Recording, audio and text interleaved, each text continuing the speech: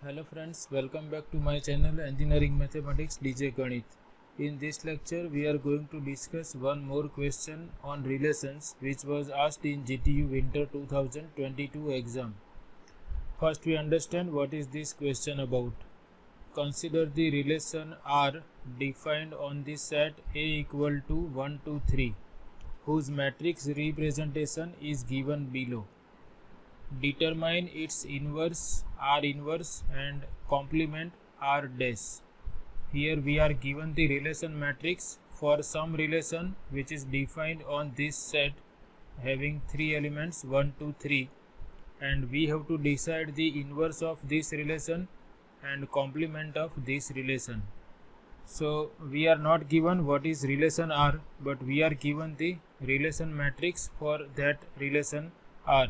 So what we can do is, first we can find out the relation from this matrix and then we can decide inverse of relation and complement of relation.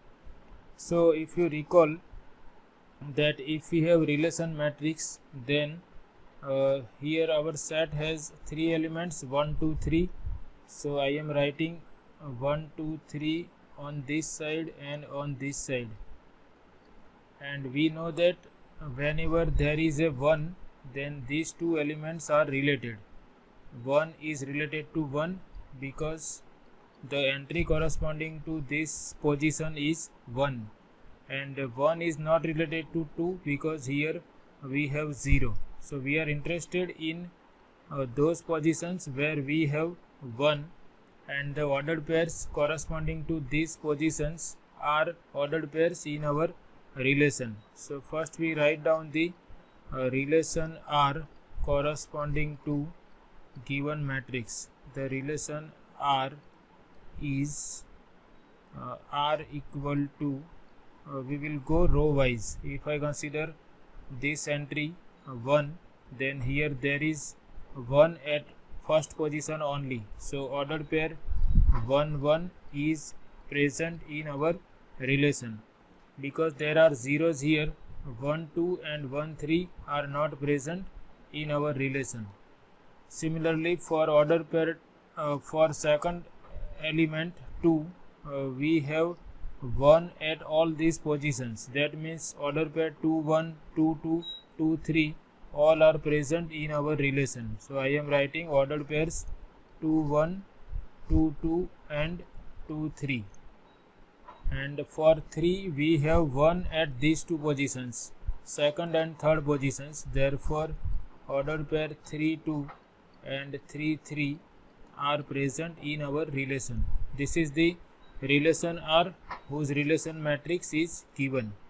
Now once we have relation R, we can easily write down the inverse of relation. The inverse of given relation is obtained by interchanging the component order of each component which is present in relation R. So I will change the order of each component and I will write down the inverse relation. First order pair is 1, 1. If I interchange the order, I will obtain 1, 1. For this order pair, if I interchange the order, I will obtain 1, 2. For this order pair, I will have 2, 2. If I interchange the order here, I will have 3, 2. Same thing here, 2, 3. And here, if we interchange the order, we have 3, 3. This is the inverse of given relation R. We have to decide complement also. So complement is nothing but the complement of given relation. The complement of given relation R is given by R dash equal to, we have to consider those ordered pairs from A cross A which are not present in given relation. We know that if R is a relation defined on A, then R is a subset of A cross A. So this A cross A is nothing but universal relation, and suppose we have this R somewhere here. Suppose this represents relation R. then all those ordered pairs which are not present in R but present in A cross A, this part is nothing but complement of R. The definition of complement is same which we have used in set theory. We know that these relations are nothing but subsets of Cartesian product A cross A. So definition is same. We have to write down all those ordered pairs from universal relation A cross A which are not present in given relation R. Now what is A cross A? A cross A is Cartesian product of this set 1, 2, 3 with itself. Our set A is set having 3 elements 1, 2 and 3. So we will check for each and every ordered pair and we will write down those ordered pairs which are present which are not present in relation R. So I am writing this 1, 2, 3 cross 1, 2, 3 here, and I am writing that relation R also. I have 1, 1, 2, 1, 2, 2, 1, 1, 2, 1, 2, 2, then 3, 2, 2, 3, not this one, 1, 1, 2, 1, 2, 2, 1, 1, 2, 1, 2, 2, and 2, 3, 3, 2, 2, 3, 3, 2 and 3, 3, 2, 3, 3, 2 and 3, 3. And now we will consider each and every ordered pair in this Cartesian product. So I start with 1.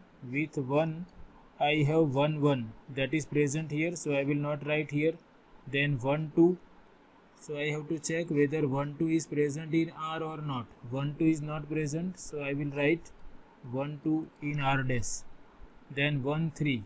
1, 3 is also not present, so I am writing 1, 3 here. Then I will check for this 2, 1. 2, 1 is present, so I will not write. 2, 2 is also present, and 2, 3 that is also present, so I will not write those two ordered pairs. Then I will check for 3. First order pair is 3, 1. 3, 1 is not present here, so I will write down 3, 1 here.